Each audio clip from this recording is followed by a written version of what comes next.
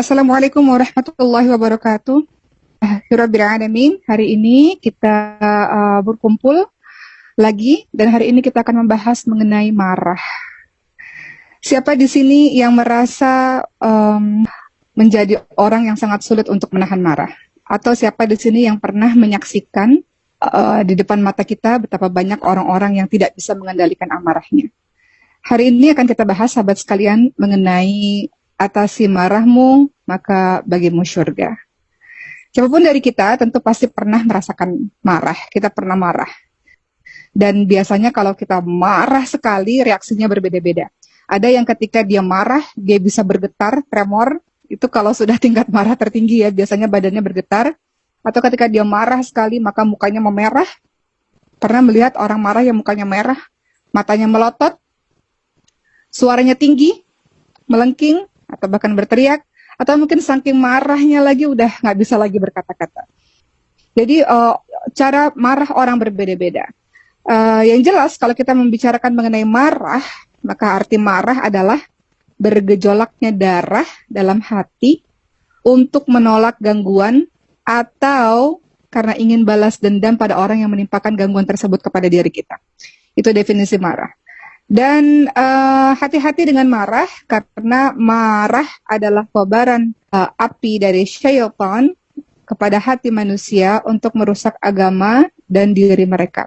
Kenapa? Karena ketika kita marah dan tidak mampu menahan marah, betapa banyak hal-hal buruk yang terjadi setelah itu. Kita bukan tidak boleh marah, manusia tentu kita marah, tapi yang diminta adalah menahan marah. Karena kalau tidak tahan amarah, bayangkan kalau teman-teman dalam kondisi marah dan tidak tahan amarah itu, apa yang terjadi? Mungkin kata-kata yang keluar adalah kata-kata yang penuh cacian, penuh makian, kata-kata yang menyakiti hati seseorang, kata-kata yang keluar tidak adil, perbuatan yang zalim mungkin.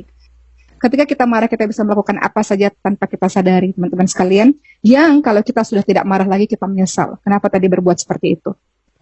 Baik, kalau teman-teman lihat, ya, dalam surah Ali Imran 133 sampai 135, ada ciri-ciri orang bertakwa yang difirmankan oleh Allah Subhanahu wa taala. Salah satu ciri orang bertakwa itu adalah menahan amarah.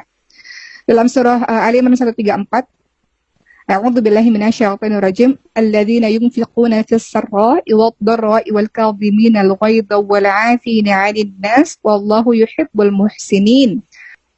Orang-orang yang bertakwa adalah mereka yang menafkahkan harta baik di waktu lapang maupun di waktu sempit. Orang bertakwa pula adalah orang-orang yang senantiasa bisa menahan amarahnya, orang-orang yang mampu memaafkan kesalahan orang lain, dan Allah menyukai orang-orang yang berbuat kebaikan. Baik, di sini teman-teman lihat betapa orang bertakwa memiliki ciri, salah satunya adalah dia menahan amarahnya. Kualitas diri kita terlihat pada saat kita marah, sahabat sekalian. Sebentar ya. Baik, berikutnya kita lihat macam-macam amarah. Ternyata amarah itu ada marah yang terpuji, ada marah yang tercela. Jadi ada kalanya kita boleh marah, disebut dengan marah terpuji. Mari kita bahas satu persatu, macam-macam marah ada dua. Marah yang pertama adalah marah terpuji.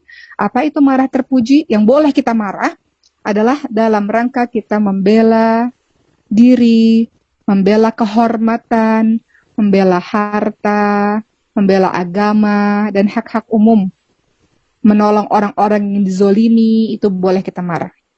Intinya adalah marah yang terpuji itu kalau marahnya karena Allah, marahnya karena sebuah kebenaran, marahnya karena untuk membela agama misalnya. Khususnya marah mengenai hal-hal yang diharamkan oleh Allah Subhanahu wa taala itu dilanggar. Itu marah yang terpuji. Kita lihat perkataan dari Imam Ibnu Rajab Al-Hambali. Beliau berkata, kewajiban atas seorang mukmin yaitu agar kesenangannya terbatas untuk mencari apa-apa yang dibolehkan oleh Allah baginya. Jadi boleh bersenang-senang, kita boleh melakukan apa saja, asalkan apa-apa yang dihalalkan oleh Allah.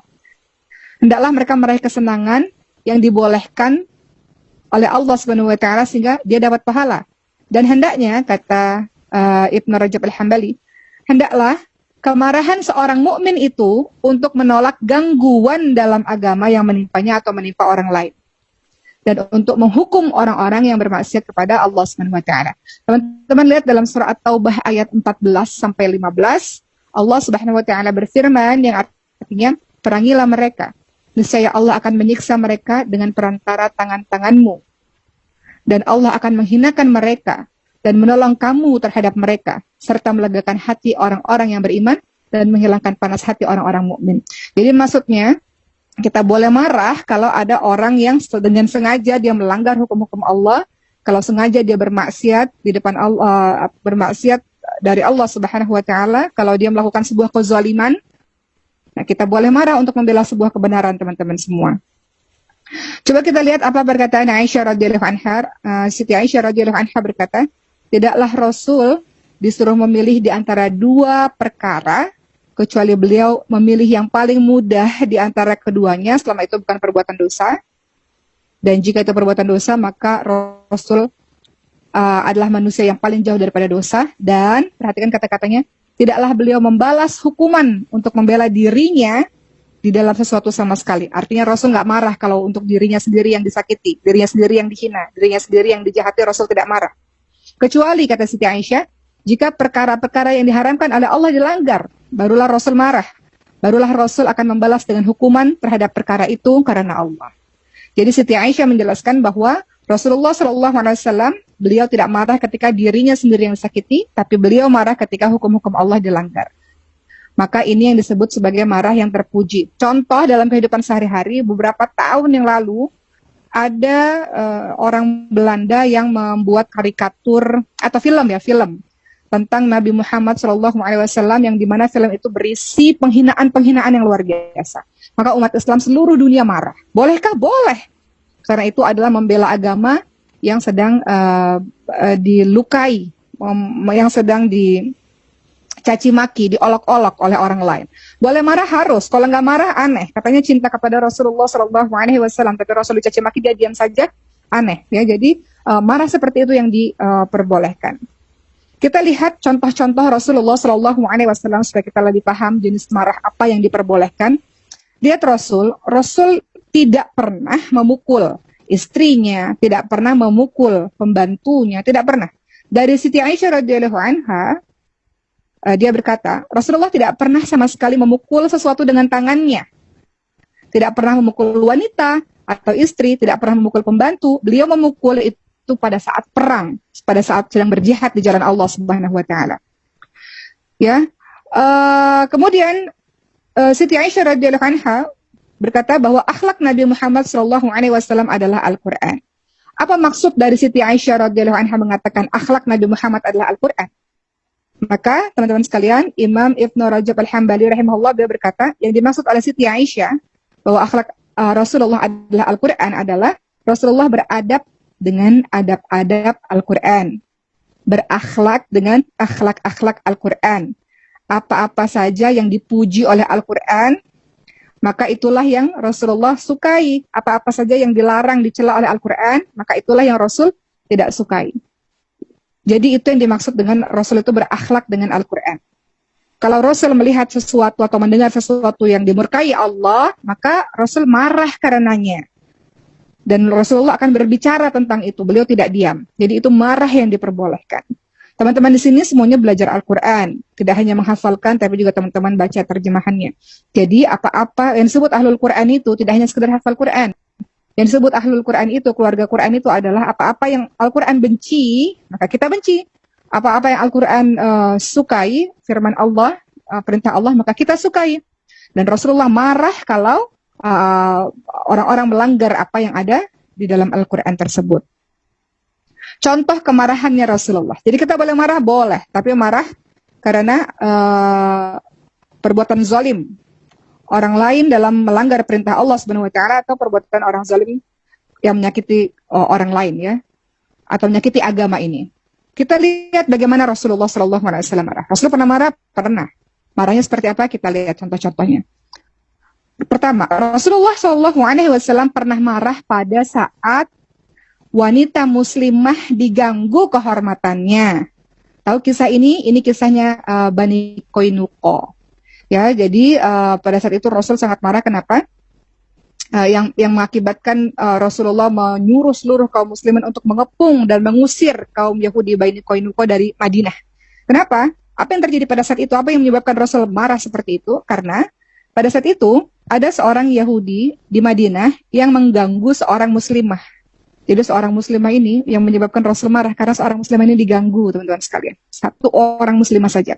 Jadi satu orang muslimah ini diganggu dengan seorang Yahudi di Madinah. Diganggunya dengan cara apa? Ujung roknya itu, ujung pakaiannya, ujung bawah pakaiannya itu diikatkan pada sebuah kayu sehingga kalau dia berjalan dia terbuka kainnya itu sehingga terlihatlah auratnya. Kalau wanita itu bergerak maka auratnya terbuka seperti itu ya. Dan tentu saja wanita tersebut, muslimah tersebut berteriak minta tolong karena merasa auratnya terbuka.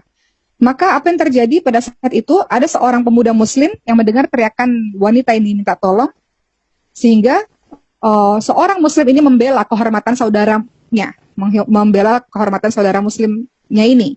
Apa yang terjadi, seorang pemuda muslim ini pun akhirnya berusaha untuk melindungi, mengakibatkan orang Yahudi yang mengganggu tadi terbunuh. Itu cerita singkatnya. Mengetahui rekan Yahudinya terbunuh, maka orang-orang Yahudi pada saat itu menyerbu laki-laki muslim itu, sampai laki-laki muslim itu juga meninggal juga.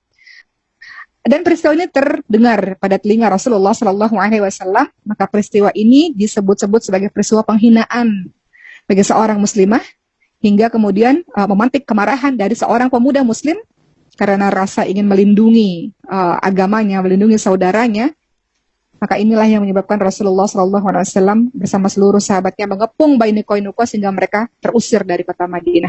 Ini marahnya Rasul akibat diganggunya kehormatan dari seorang muslimah. Boleh marah pada saat-saat seperti ini. Berikutnya Rasulullah SAW juga pernah marah, sahabat sekalian. Ketika apa? Ketika kehormatan agamanya diganggu. Contohnya apa? Pada saat itu Rasulullah SAW mengirim utusan ke beberapa pemimpin negara, mengirim surat ya untuk berdakwah kepada mereka supaya mereka beriman kepada Allah Subhanahu wa taala. Salah satu utusan yang dikirim adalah utusan yang dikirim ke Persia untuk bertemu dengan raja di Persia. Utusan itu membawa surat dari Rasulullah SAW dan surat itu ya Bismillahirrahmanirrahim dan sebagainya ya, mengajak kepada Allah Subhanahu wa taala. Biasanya, lazimnya, setiap utusan dari negara lain itu biasanya akan diperlakukan secara terhormat. Tapi Raja Persia ini menghinakan utusan dari Rasulullah SAW itu dan merobek surat dari Rasulullah SAW. Maka agama ini terhina, agama ini dihinakan oleh orang lain. Maka apa yang dilakukan oleh Rasulullah? Maka Rasulullah SAW pun berdoa kepada Allah, ya Allah, hancurkanlah negara itu dan cerai-beraikanlah kekuasaannya. Ini bukan karena Rasulullah yang dihina, tapi agama yang dihina. Maka Rasulullah SAW marah. Tapi ingat bagaimana pada saat peristiwa Taif. Teman-teman ingat peristiwa Taif? Rasulullah ketika dakwah di kota Mekah, 13 tahun kan? Ketika istrinya meninggal, Siti Khadijah meninggal, pamannya meninggal, Abu Talib meninggal, Rasulullah mengalami tahun kesedihan. Lalu Rasul itu dakwah ke negeri Taif karena merasa di Mekah ini sudah tidak kondusif, sudah tidak bisa lagi dakwah. Pergi ke Taif selama 10 hari 10 malam. Rasul dilempari batu, dilempari kotoran sampai berdarah. Rasul, apakah Rasul berdoa, ya Allah hancurkanlah negeri Taif? Tidak kan? Yang Rasul lakukan ketika malaikat mengatakan angkat tanganmu ya Rasul dan berdoa saja semoga Allah menghancurkan mereka. Rasul tidak mendoakan agar orang-orang Taif itu hancur. Yang Rasul doakan adalah agar kelak ada anak keturunan Taif yang kemudian memeluk agama Allah Subhanahu wa taala, yang beriman kepada Allah Subhanahu wa taala. Jadi di sini kita bisa lihat teman-teman sekalian, Nabi tidak mengizinkan, tidak mau berdoa kepada Allah agar menghancurkan Taif karena pada saat itu Nabi yang dilukai. Jadi Nabi tidak marah ketika Nabi dilukai. Tapi Nabi marah ketika agama yang dihina, yang diolok-olok. Makanya Nabi mengangkat tangan pada saat Raja Persia pada saat itu menghinakan utusannya Nabi dan juga merobek suratnya Nabi Muhammad SAW karena agama. Kenapa bisa terjadi seperti ini? Kenapa di satu sisi Rasul memaafkan, di satu sisi Rasul marah? Kenapa? Jawabannya ada pada sebuah hadis dari Siti Aisyah radhiyallahu anha. apa yang disebutkan di hadis tersebut, tidaklah Rasulullah membalas sesuatu yang ditujukan kepada dirinya kecuali ketika kehormatan agama Allah dilanggar, maka beliau pun marah semata-mata karena Allah Subhanahu wa taala. Begitu. Kisah lain teman-teman sekalian, Rasul juga pernah marah juga. Lagi-lagi ini karena agama teman-teman sekalian. Karena untuk dirinya sendiri Rasul tidak marah. Kalau udah agama yang dilukai maka Rasul marah. Kisah lain bahwa marah itu bisa, boleh untuk hal-hal yang baik, hal-hal yang terpuji. Karena kalau tidak marah maka akan semakin diolok-olok agama ini. Atau kalau tidak marah kemungkaran akan semakin merajalela. Maka harus marah sesuai dengan adab-adabnya. Apa kata Rasulullah SAW pada saat Rasulullah mendengar perkataan dari Usamah bin Zaid pada saat perang selesai? Rasulullah mendengar laporan bahwa Usamah bin Zaid ini membunuh seseorang yang sudah menyebutkan kalimat la ilaha illallah. Maka pada saat itu Rasulullah bertanya kepada Usamah bin Zaid, apakah engkau membunuhnya, wahai Usamah bin Zaid, setelah dia mengucapkan tidak Tuhan selain Allah, setelah dia mengucapkan kalimat la ilaha illallah?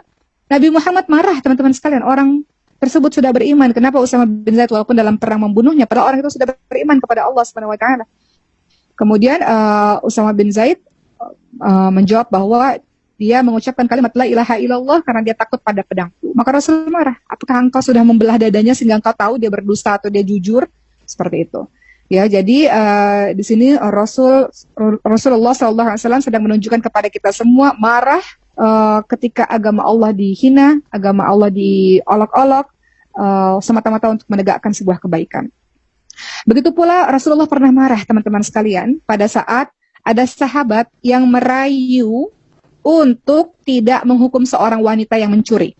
Jadi ada seorang wanita yang mencuri, kita tahu di zamannya Rasul ya, dan negara-negara Islam yang menjalankan syariat Islam, hukuman orang yang mencuri adalah dipotong tangannya. Jadi ada seorang sahabat merayu, jangan dipotong tangannya itu ya Rasul, dia tuh wanita yang wanita dari kalangan bangsawan, jangan dihukum seperti itu. Rasul marah. Apa kata Rasul? Hal ini disebutkan dalam hadis riwayat Bukhari Muslim. Apakah layak aku memberikan pertolongan terhadap tindakan yang melanggar hukuman Allah Subhanahu wa taala? Begitu teman-teman sekalian. Begitu pula Rasul juga marah ketika melihat ada seorang laki-laki yang memakai cincin emas. Kita tahu laki-laki tidak boleh memakai emas ya teman-teman sekalian. Kemudian ketika Rasul melihat itu, Rasul marah, Rasul cabut cincin laki-laki itu dan Rasul melemparkannya ke tanah. Dan kemudian apa kata Rasul? Salah seorang di antara kalian telah sengaja menceburkan diri ke jilatan api dengan menggunakan cincin emas di tangannya. Jadi di sini kita lihat teman-teman sekalian, Rasulullah marah tidak hanya saat perintah Allah dilanggar, tapi Nabi juga marah bila umatnya lalai dalam melakukan kebaikan. Yang salah satunya Rasul juga marah ketika ada orang yang sangat lambat sekali dalam melaksanakan sodakoh yang telah diperintahkan oleh Rasulullah SAW. Tapi marahnya Nabi itu hanya terlihat dari raut wajahnya saja, teman-teman sekalian ya.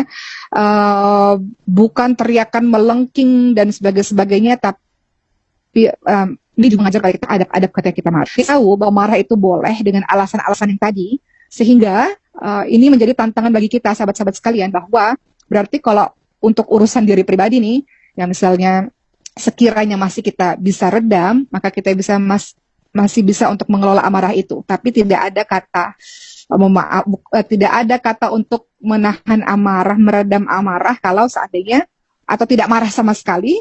Tidak ada kata untuk tidak marah sama sekali pada saat agama kita atau nabi kita atau Rob kita ini dihina-hina ya oleh yang lain.